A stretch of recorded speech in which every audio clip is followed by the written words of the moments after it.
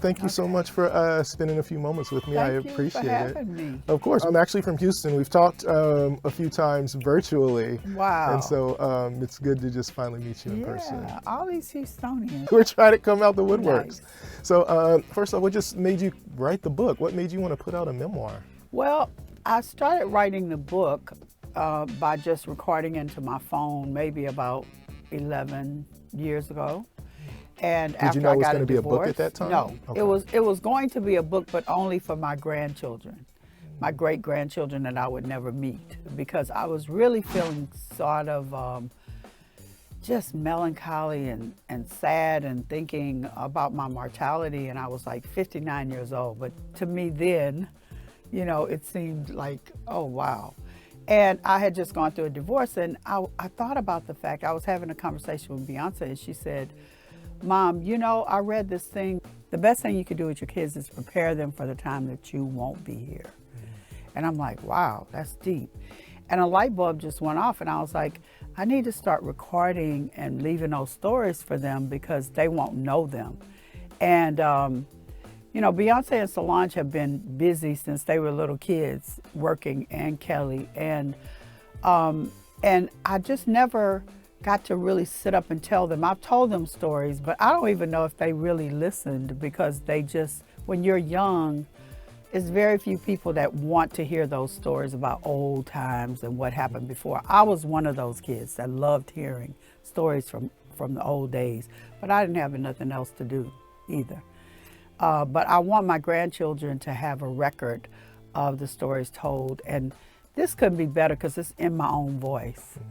And it's, you know, people have told the stories for us so many times and told it wrong, or they make up stories, or they lie. And so I just wanted to tell it from my own perspective, my own story. This isn't a book about fame and No.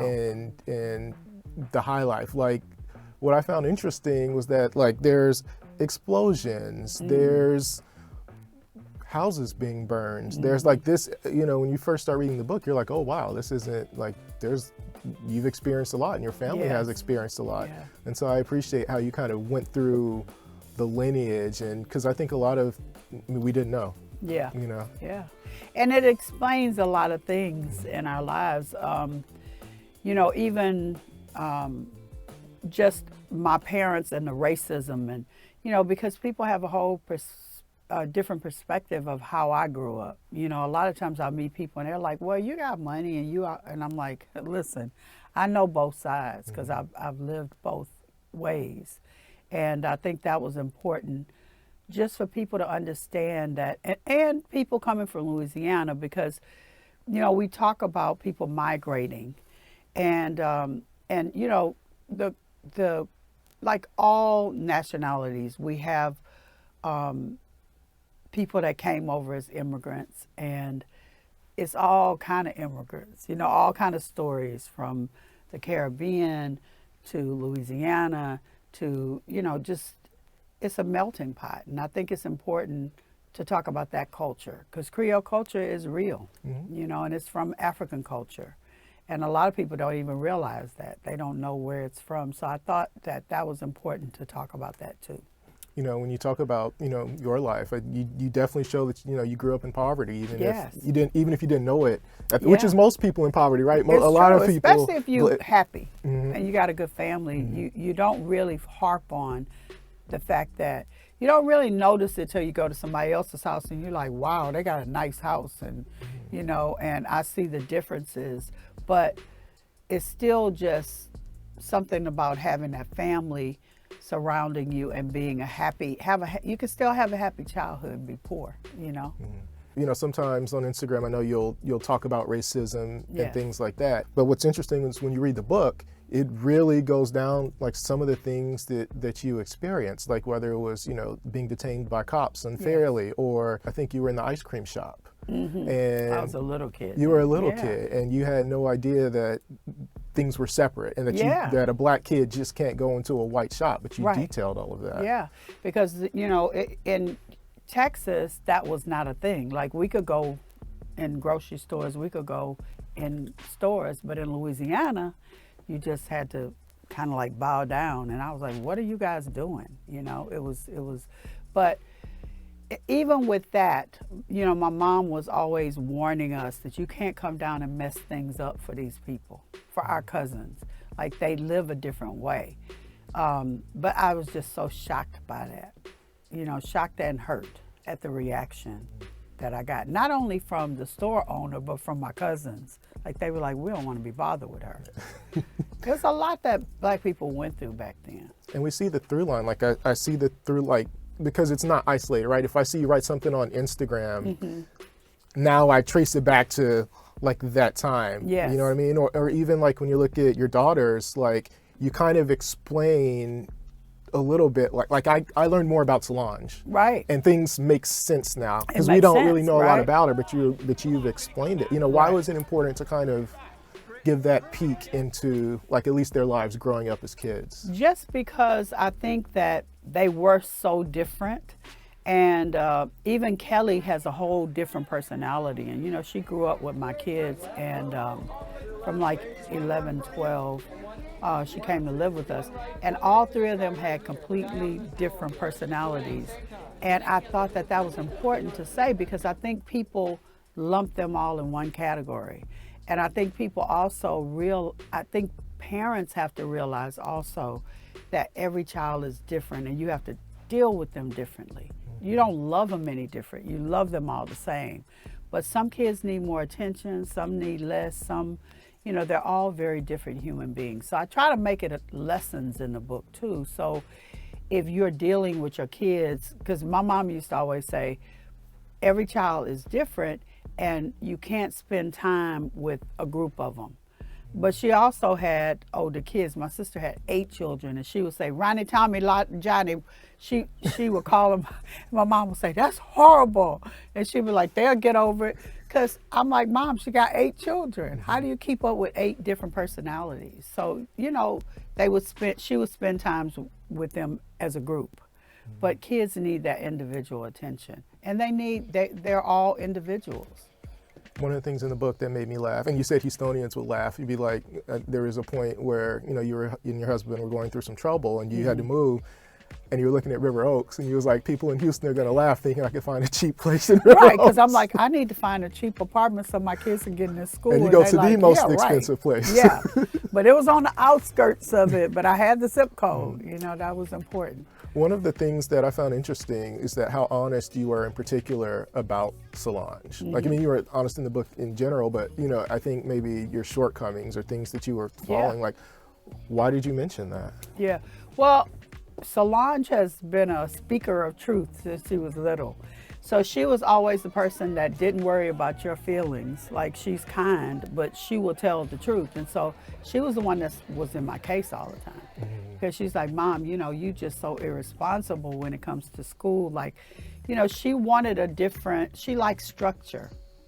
And so, you know, she got in my case all the time. And I just felt like that was healing for me to talk about it, because people think, you know, you're trying to be perfect, and, you know, you try to be the perfect mother, and definitely I was screwing up just like everybody else. And so I was really wanting to be honest about my shortcomings.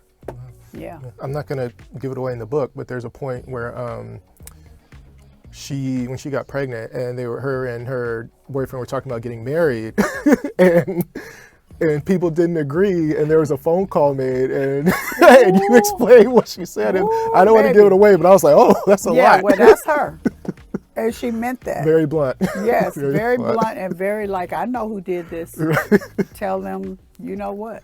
Yeah. Have your daughters read the book yet? Do you know? Well, they have read their parts because they are so busy. And by the time I finished the book and I was ready to share it with them, both of them were like on these really crazy schedules, and I just didn't want them to feel, ooh, I got to stop and go read a book. So I sent them all of their parts, and they approved the parts. I was about to ask what kind of... Oh, absolutely. I would never do it. I sent all of them their parts. And were there parts that maybe you had included at first where they may have said, Mom, No. can you... They were in agreement with everything. you play the background for so long, and I think a lot of people at a certain point kind of just thought as you as like the designer, the woman who makes their clothes. But in the book, you see, Or just a mama. or just the mom. Yeah. But I think in the book, you really see like how integral a part you played in their professional lives. We know mom is mom, right? Yeah. But in their professional lives, like, was it important for you? I know not then, but now when you talk about maybe the mortality of your life and things that you've accomplished, like, to get some credit or at least kind of shine some light I on don't think things? I have this dire need to get credit for things. I did them because I loved them. And I actually chose to be in the background. It's not like anybody pushed me in the background. I just looked a mess all the time. I look back at pictures of me back in those days. My hair is not combed. I don't have any makeup on. And, you know, I was just working like 7 days a week. And I think I was just going through a lot of stuff. And so I don't feel like I'm doing this for the credit, but it's just the truth. It's my truth. And so at this point in my life, I gave a lot of people credit for things, and I'm fine with that. But this is all about my truth. And I think, and one of the reasons why I ask, because I know like a lot of times in women, whether it's family, whether it's business, whatever it is, like a lot of women don't get the credit, or they do purposefully kind of play the background when really they can be a driving force in what's going on. Well, I definitely feel like I was a driving force. And I can say that now without feeling like, you know, I was taught as a kid to just be super humble and to not ever brag and not ever. So I had it mixed up. It's a difference between bragging and being boisterous about things and just taking your credit and walking into your light. And so at this point in my life, I think I've dimmed my light for so long, I don't want to do it anymore. And we can see it from your childhood where it's, you know, pretty is as pretty does. And, right. you know, I think in even an older Beyonce interview, she would repeat that. Yeah. So I can see, like, you just see the through line in everything. And along with that comes sometimes, you know, yes, pretty is as pretty does, but you can still be attractive and still get your, you know, still shine. And you don't have to dim yourself to make anybody comfortable. And I hope, if anything, people get out of this book, especially like my mom was just this, you know, very humble, good Christian Catholic lady that thought that if you shined or if you talked about, it was like being vain or you know. And so I don't agree with that. And so I was very careful not to do that with my kids. I was like, I'm not gonna have my kids dim in their life. I want them to be shine as bright as they can. And maybe you just answered it, because I was gonna ask, like, who is the book for? Like, who do you want to read this book? I hope that, you know, people will like the book and that they'll get the lessons from it. Because some of them are lessons that I learned in my life. And I think one of the biggest ones is that you deserve to be happy. And your life, whatever it is, cannot just center around everyone else but you. And it took me a long time. I had to be 59 years old before I realized, you know, I deserve to be happy, and I deserve to have the things that I deserve and not feel bad about it, not feel guilty about it. Are you happy now? I'm very happy. I'm happier because I feel very whole and I feel very complete. And I've been through some stuff that really made me say, if this turns out okay, I'm gonna make some changes. And those changes are gonna be that I'm gonna live my life, live my best life, as the kids say. Yeah. Living your best life. I mean, there were some things that you excluded out the book, or maybe that you were very, like, public things. And I know fans will be racing to maybe look for those things, and there are some things you didn't include, or like even with the Destiny Child breakups, it was kind of very short, or you didn't explain it. Because I don't want to harp on that, because I don't think that's important, because from that time, everyone has flourished and just moved on from that. And I just choose to focus on the positivism in life. Not that that was just a part of the life, but I don't feel like it's a need to harp on those things. I don't want to talk about them. There's a date that you're going on, I think, after the divorce. Oh, yeah. And with the doctor, Yes. and sending pictures to Beyonce to Yeah. get approval. I think, I mean, none of us really know her, and she's very private, but a lot of people have this, they don't think she's just a daughter. You know what I mean? Oh, They don't think please she's a do. person, I guess, if Yeah, that makes right, sense. yeah. But in the book, you detail, like, yeah, Oh, you're she'll be on the phone you're with me. sending No, pictures. Mama, that's wrong. Take that off. You look too old. Oh, no, you look like a little desperate there. We do it all the time. That's my daughters, all 4 of them. We are on group chats talking about stuff, giving opinions on each other's projects and all of that. We are regular, everyday people. And I guess that's what I'm saying. You show that she's a person in Yes. the book. I guess, yeah. Yeah. You speak a lot about your nephew, who some Yeah. people may confuse as your brother, but you Yeah. go through the lineage. Just he was so instrumental. I think with Renaissance, the world really got to see how instrumental he was with your And now family. he's famous. And he told me he was going to be famous. And, he died and he wasn't famous. And now he is famous. So Johnny never lied. He always was right on time. And you talk about y'all's closeness, but also the falling. You kind of just talk about everything. Like, Yeah, because he was what did my he mean to very you? Yeah. best friend. Like, just imagine somebody that you could tell anything to and that they don't judge you. And he could tell me anything. And we just I never laughed with anybody like I laughed with Johnny. Or experienced talking stuff like, you could just talk crap with Johnny all day. And, we did it with each other, so we didn't do it with the rest of the world. That was the only time I think I kind of gossiped, because I hate gossip. But with him, it was a whole different experience. He was amazing and had the best style of anybody I've ever seen. So he taught me so much about style and fashion and hair and all of that. Obviously, the girls were famous, before he passed, Yes. but I think it might have gone to another level. And Oh, so absolutely. what would he- They were famous, but they weren't that. Their first album was out. But to us, being from this little small country town in the South, that anything like that was huge. So what would he think about now, though? I guess that's what I'm would he saying. think about now? Yeah. Oh my God, he would just be beside himself, and he would definitely be helping with costumes and just keeping everybody's spirits up, because he is the reason why they love house music. He is the reason why there is a renaissance. There's no chapter mentioned in the book of Cowboy Carter, and I know that the book was probably done and had to be turned in, but if there was a chapter about Cowboy Carter and specifically winning Album of the Year, what would that chapter look like? I mean, I'm so happy and grateful that Beyonce got Album of the Year, but it's so many other amazing things that overshadow that. And I mean, it really does. Just this tour, when I hear this music and the richness of this music and how it is so reminiscent of my childhood with Zydeco, which is a Creole, it's country western. And it's funny because I looked at B-Day because I couldn't remember the name, but I remember us going to Louisiana and filming all the artwork and everything for that record, and that we got this Zydeco band. And they all had on cowboy gear and they were just killing it. And so this album to me is a masterpiece. More importantly, whether it won Grammy or not, we wouldn't care. It's a masterpiece.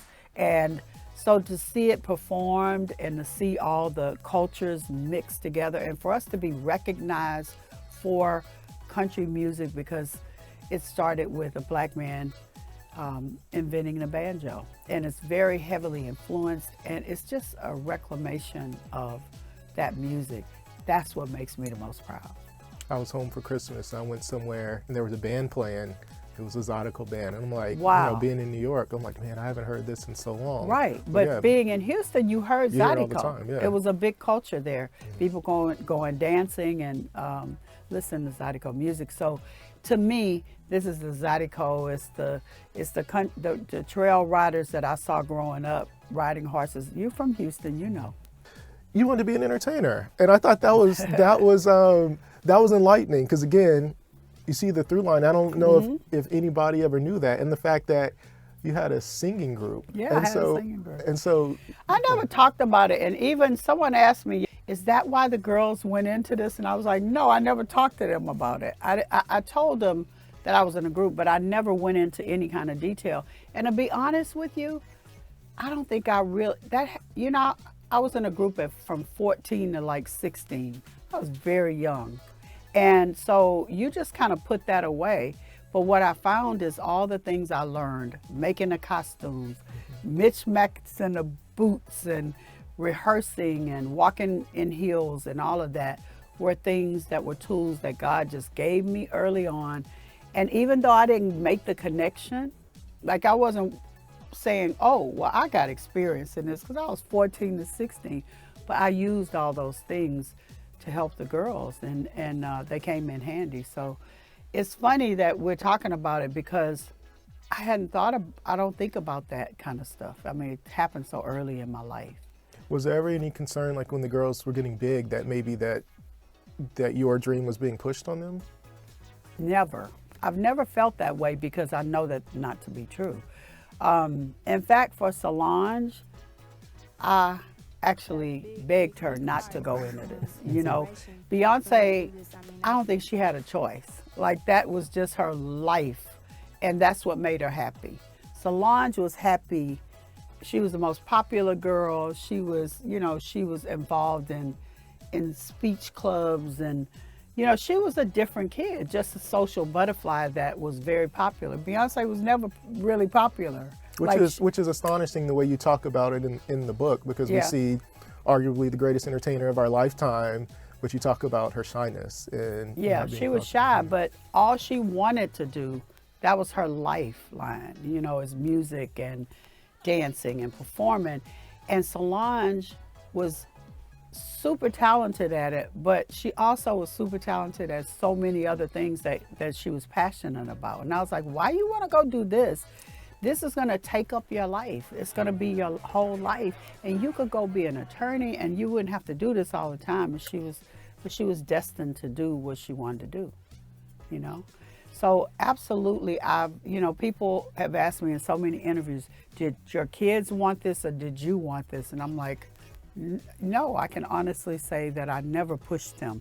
If they would have wanted to ride horses, if they would have wanted to be an attorney, I would have been right there trying to support them in any way I can and give them exposure to things. I do believe in that. And I believe in giving them all the tools that they need for their passion. So that was whether it was voice lessons, dance lessons, whatever I could do to support their dreams, but absolutely not. I'm not going to take that on because it didn't happen. One of the characters, and I use character loosely, in the book is your Bible. Absolutely. And you can see how it played integral parts in your life and in decisions, even when it came to the girls. So like, what does your faith mean to you and the importance of your Bible? My faith is everything to me. My faith has gotten me through all of the crap that I've been through in my life, and I've been through a lot of trauma. And that is always the saving grace, and that faith has there have been times in my life that things have happened and they look so bleak, like it's impossible. And I will pray on it, and the next thing I know, God just works it out for me. So that's a confidence that I have that is like no other confidence in my life. Is my faith. It's just gotten me through everything. Instagram, we know you're vocal on Instagram. You put in the book, Beyonce and I think Solange, maybe and Kelly were like, please don't join. Please don't do it. But they said don't look at the comments, but in the book you detail. I always look at the comments. Why? People always say, oh, I don't look at the comments. Because it's interesting. I don't know. But it's not a nice place, and you kind of you say that too. It's a lot of negativity there, but it's way more positivity. And I think that's what I get out of it. I get that I might read, 100, I can't read all of them, but I might read 100 comments, and there are 7 of them that's so ugly and horrible and evil. And then you got what is it, 87, that's amazing. So why not? You know, it puts it in perspective, because those evil, mean people, they on everybody else's page being mean and evil because they are just some miserable human beings. And that brings it home to me. Yeah. Right, and I can delete and block them. I love that. It's the best thing. Block and delete. I love how you show your personality in the book, like when you were younger, you know, bad A, teeny B. Oh, I was bad. Oh, Lord. The importance of teachers, quickly. You talk about the importance of how teachers make you feel. Yes. And then you also trace it to your daughters. Yes. And not only how good they made you feel, but also how teachers can be detrimental some of them can be detrimental. And I go into detail about that because I realize that a teacher telling me that Beyonce was slow in kindergarten and that she needs to repeat the grade and it's December, that woman could have messed up my child's life. We wouldn't even have a Beyonce today if I had listened to her. But I was like, what are you going to do the rest of the year? And, you know, how can you just be so cavalier with putting a label on someone? So you got to fight for your kids. I hope that lesson came through loud and clear, because I had about 5 more stories that we had to take out, because they were like, okay, Miss Tina, we got it. You protected your kids. But that was important to me because I see a lot of parents that don't.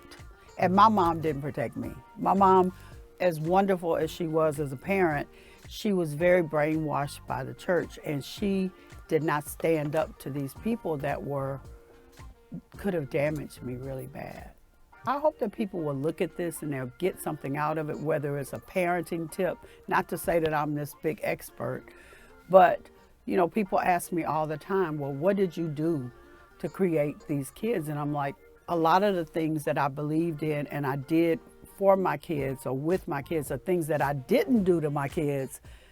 I hope that it'll help somebody. You know, you talk about your health scare, not even a scare. What you were dealing with a diagnosis. A diagnosis. Yeah. Why did you, choose to include that in the book? Well, I didn't at first. If you read the book, you can tell that there's 2 endings to it. I ended the book, and then because I wasn't going to talk about that, I just wanted to keep it to myself. And then as I thought about it, and as I went through that process of getting the surgery and all of that, there were things that I felt that I needed to share. And one thing is that I didn't get my mammogram when I thought I got it, because COVID came and they canceled the appointment. And I could have had stage 0 cancer. But because it was 2 years later, I had stage 1. And thank God that was very early. But I just want women to really take note of the fact that you have to take the time. You got to keep a schedule. You would do that for your kids. You would do it for your husband. You do it for your mother. Do it for yourself. Take care of yourself and go get your screenings.